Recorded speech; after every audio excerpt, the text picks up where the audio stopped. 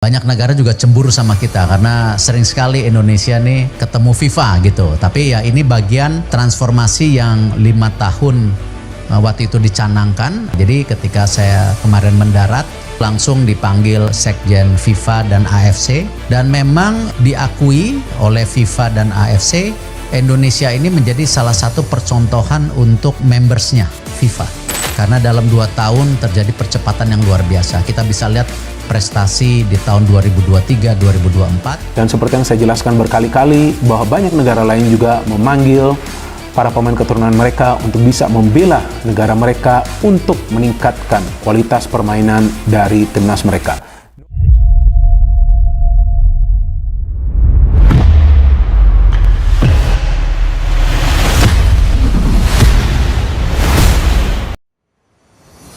Jansson Selk, Pascal Struijk, Laurin Ulrich, dan Tristan Gojjer di era pelatih baru John Hertman resmi disetujui Presiden FIFA. Era baru timnas Indonesia di bawah kepemimpinan pelatih anyar John Hertman semakin menunjukkan keseriusannya. 4 nama pemain keturunan dan diaspora Eropa, yakni Jansson Selk, Pascal Struijk, Laurin Ulrich, dan Tristan Gojjer, resmi mendapat lampu hijau untuk membela timnas Indonesia.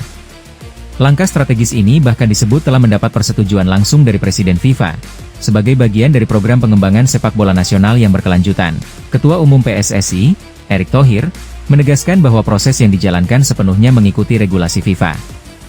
Mulai dari penelusuran garis keturunan, administrasi federasi asal, hingga komitmen jangka panjang pemain terhadap timnas Indonesia, semuanya dilakukan secara transparan dan profesional. FIFA mendukung penuh upaya Indonesia membangun tim nasional yang kompetitif dengan tetap menjunjung aturan. Presiden FIFA melihat Indonesia sebagai proyek besar sepak bola Asia, ujar Erick Thohir dalam keterangannya. Kepercayaan FIFA pada proyek John Hertman. Penunjukan John Hertman sebagai pelatih kepala menjadi salah satu faktor kunci di balik restu FIFA. Rekam jejak Hertman yang sukses membawa Kanada tampil di Piala Dunia membuat proyek timnas Indonesia mendapat perhatian global. FIFA menilai pendekatan Hertman bukan sekadar instan, melainkan pembangunan fondasi kuat dari segi taktik, fisik, hingga mental pemain. 4 pemain yang disetujui ini dinilai cocok dengan filosofi sepak bola modern yang diusung Hertman, cepat, agresif, dan disiplin secara taktikal. Pascal Struijk, bek tengah berpengalaman di level Eropa yang akan menjadi pilar pertahanan. Jansson Selk, gelandang dinamis dengan visi permainan dan distribusi bola akurat. Laurin Ulrich, playmaker muda dengan kreativitas tinggi dan mobilitas tanpa bola. Tristan Gojjer, bek sayap modern yang kuat dalam bertahan dan menyerang. Asia mulai waspada. Masuknya nama-nama tersebut langsung memicu reaksi dari publik dan media Asia. Banyak pihak menilai timnas Indonesia kini bukan lagi tim pelengkap, melainkan kekuatan baru yang patut diperhitungkan di level Asia Tenggara hingga Asia. John Hertman sendiri menyebut persetujuan FIFA sebagai bukti bahwa arah timnas Indonesia berada di jalur yang benar. Ini bukan hanya tentang menambah pemain, tapi membangun identitas dan mimpi besar. FIFA percaya Indonesia bisa melangkah jauh, ujar Hertman, menuju timnas Indonesia kelas dunia.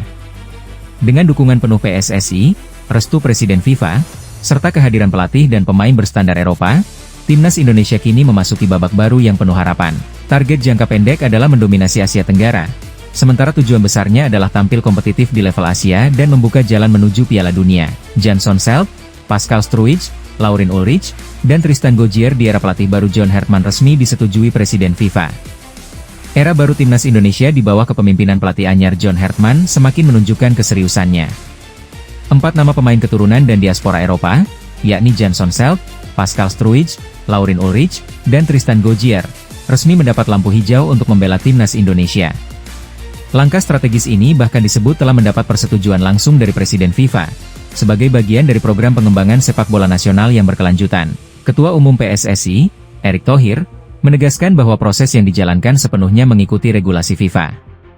Mulai dari penelusuran garis keturunan, administrasi federasi asal, hingga komitmen jangka panjang pemain terhadap timnas Indonesia, semuanya dilakukan secara transparan dan profesional. FIFA mendukung penuh upaya Indonesia membangun tim nasional yang kompetitif dengan tetap menjunjung aturan.